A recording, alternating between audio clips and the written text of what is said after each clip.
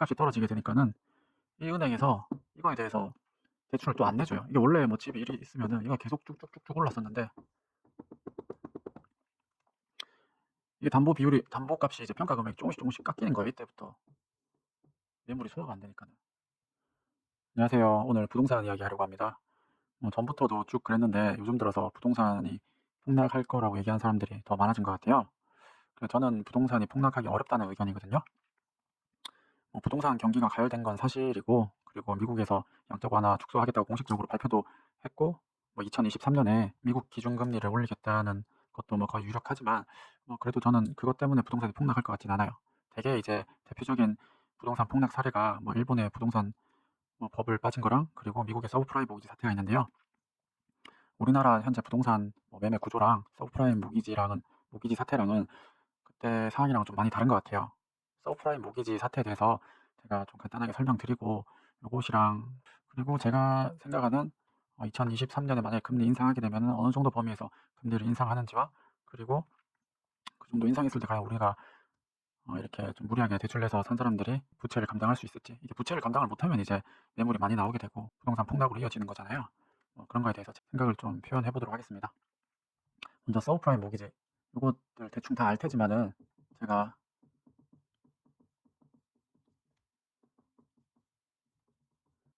서브프라임 모기지 많이 들어보셨죠? 뭔지 다 아실 텐데 제가 아는 범위에서 다시 한번 설명드리도록 하겠습니다. 2001년에 이 상품이 나오게 돼요. 그럼 2001년에 이게 왜 나오게 되냐? 2001년 전에 미국 경기가 많이 침체가 됩니다. 그 이유가 이때 그 닷컴 버블, 유명하죠? 닷컴 버블이 터지고, 그리고 9.11 테러, 이런 것들 때문에 미국 경기가 엄청 떨어져요. 이때 당시에 미국 금리가 6%, 그리고 미국 경기가 이런 이유로 엄청 빠져버리니까는 미국에서 경기를 부양해야겠다. 그래서 경기 부양책으로 저금리 정책을 펼칩니다. 몇 프로까지? 무려 5%나 떨어뜨린 1%까지. 2004년까지. 만 4년이 안 돼서 5%나 떨어뜨리죠. 거의 1년에 1% 이상 넘게 금리를 떨어뜨린 건데 엄청나게 떨어뜨렸죠. 이때 이러면서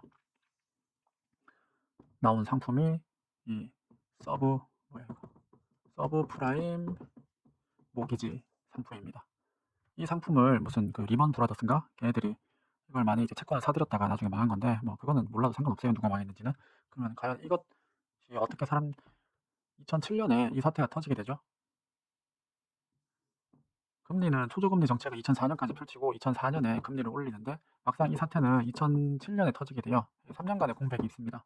그럼 이게 왜 터졌는지, 어떻게 해서 이게 매물이 갑자기 한 번에 쏟아지게 됐는지 한번 설명을 드릴게요.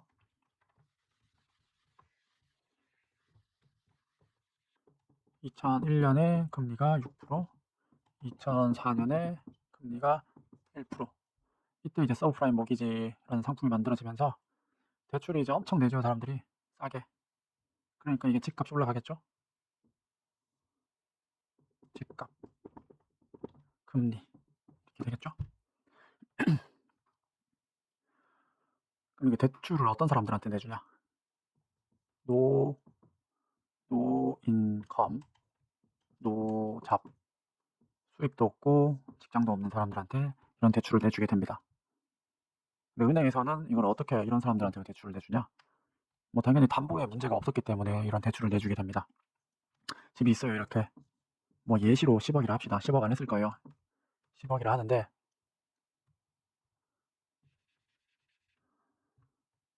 여기서 또 중요한 점이 있어요. 바로 이 LTV, 담보대출 한도죠. 이때 처음에가 한 80% 정도 했을 거예요. 근데 이 마지막 쯤에 갔을 때 거의 한 105%까지 이 LTV를 내주게 돼요. 여기서 문제는 이 금리의 문제도 있지만 이 LTV의 문제가 더 컸죠. 이게 우리나라랑 가장 다른 차이예요. LTV 105%. 근데 은행에서 이런 걸 왜 내주냐?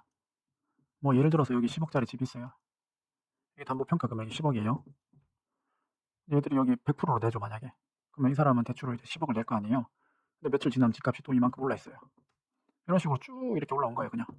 은행에서도 이거 대출 내주고 그냥 이자만 받아 먹어도 애들은 이득이다. 사는 사람들도 사면 또 며칠 있으면 집이 오르고 이런 식으로 대출을 계속 내줍니다. 이런 사람들한테도. 뭐 물론 다 이런 사람이 받은 건 아니에요. 직장도 있고 뭐 돈도 잘 버는 사람들한테는 내줬겠죠.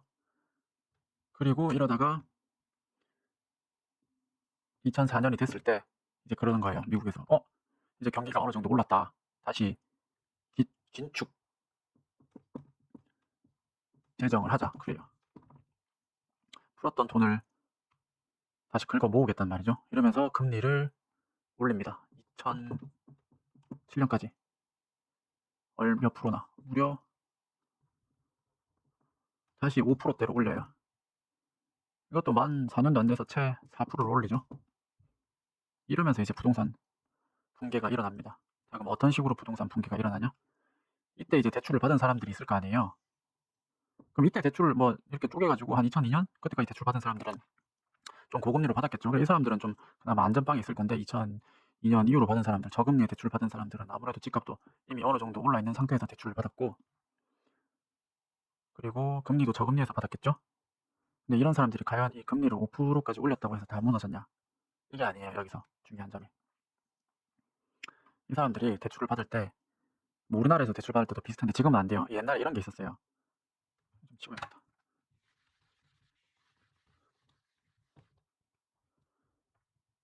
거치 기간이 있어요. 거치 기간. 이 거치 기간이라는 게 있는데 이걸 뭐 설정을 할 수 있거든요. 뭐 3년에서 뭐 5년 이렇게 거치를 하고 이자만 내는 거예요. 원금은 안 내고. 처음에 이자만 계속 낸 거죠. 3년하고 5년 사이에. 그리고 3년이 지나면은 또 다른 걸로 돌려막기를 합니다. 여기 A은행에서 대출을 내. 처음에.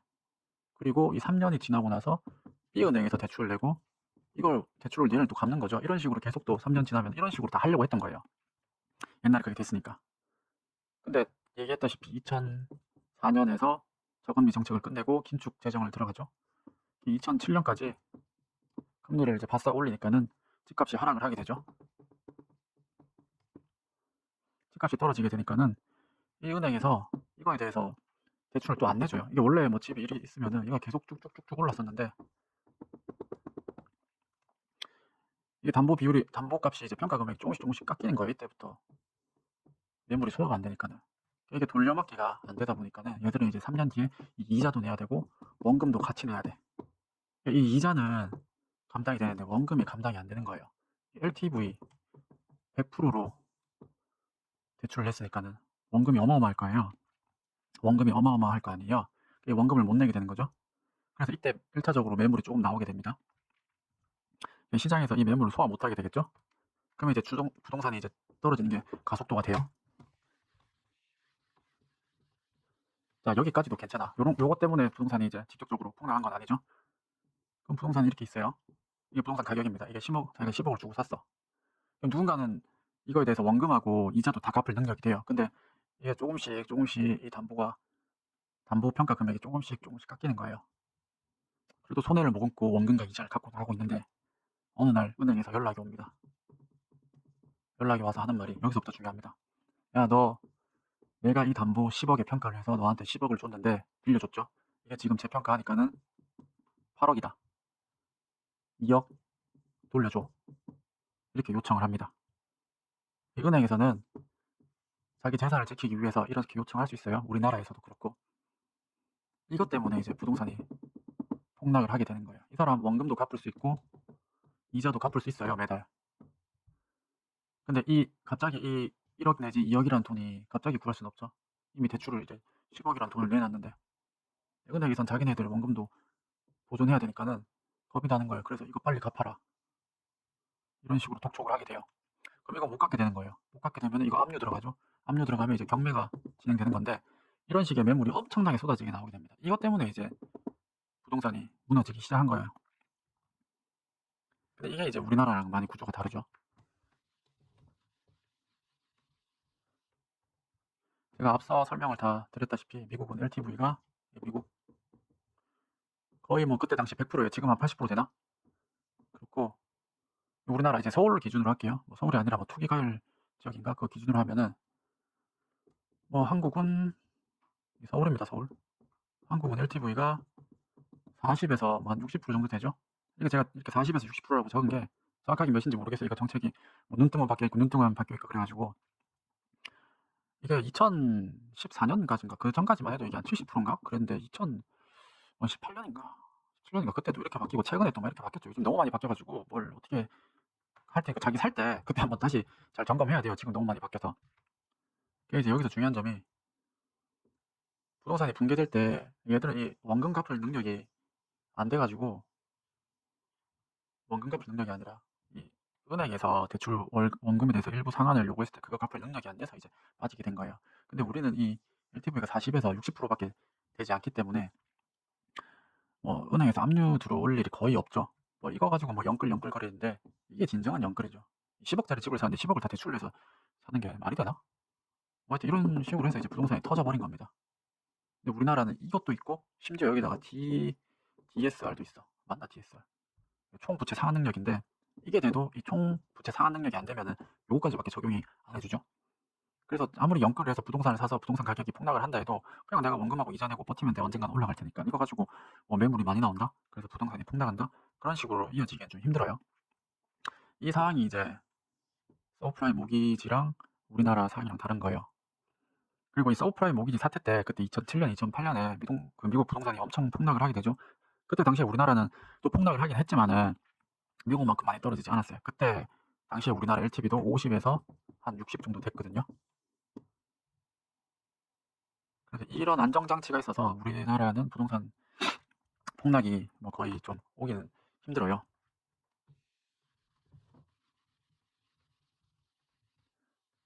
그러면은 만약에 2023년부터 금리를 올리게 되면은 금리를 얼마나 올릴까? 저도 이걸 한번 그냥 단순하게 한번 생각해 봤어요. 자, 여기가 2004년 금리. 이때 이제 이게 6%예요, 6%. 아, 자꾸 2004년이라 그래. 2001년. 자, 이때가 2004년. 이때 이제 1%까지 가죠. 그리고 2007년에 5%까지 갑니다. 그리고 한 2010년? 이때 다시 0%대로 떨어뜨려요. 경기가 망했으니까는. 그리고는 2015년까지 쭉 0%대로 유지를 합니다. 그리고 나서 2019년까지 다시 한 2%대로 올려요.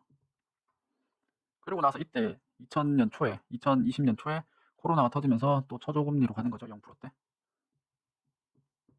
그리고 2023년 이 보이려나? 보여야 되는데. 금리를 과연 얼마까지나 상승을 할까? 눈에 보이죠? 이 정도가 마지노선입니다. 금리를 올릴 수 있는. 왜? 여기서 6%대 해서 이렇게 낮췄죠. 1%대까지. 경기 부양시킨다고. 그러더니 3년 만에 4%를 다시 올렸어요.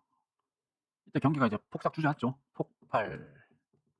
경기가 폭삭 주저앉아서 다시 0%대까지 떨어뜨려. 쓸데없는 짓 한 거죠. 이렇게 올린 거. 시장에서 이거 감당 못한 거잖아요. 이 긴축 재정을 감당을 못한 거예요. 시중에서. 그래서 무려 5년이나 0%를 유지를 합니다. 그리고 조금씩 다시 금리를 올리죠.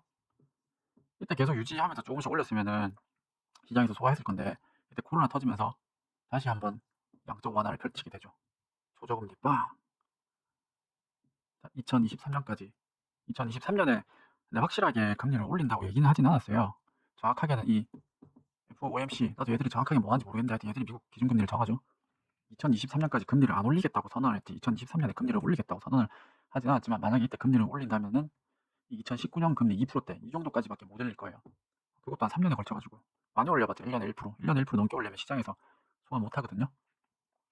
그럼 지금 우리나라 기준금리가 0.25에서 0.5%인가? 여기 2% 올려봤자 뭐 2%대잖아요. 기준금리 2%대. 그럼 이거 이자 가지고는 갑자기 뭐 매물이 나오기가 좀 어렵겠죠. 그리고 우리나라 지금 거치 기간이 최대 1년밖에 안 돼가지고 이미 산 사람들의 대부분은 원금이랑 이자랑 같이 내고 있거든요.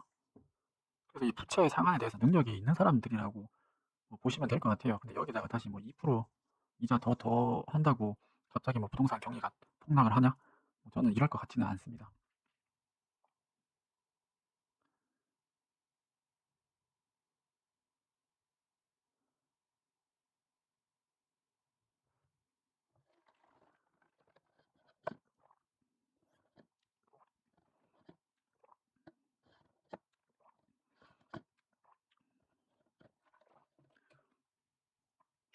네, 이런 류의 영상을 처음 찍어 봤는데 저랑 좀 의견이 다르신 분들은 욕을 할 수도 있겠지만은 욕하는 거는 충분히 이해를 하고요. 어 그래도 저는 제 생각은 이렇습니다.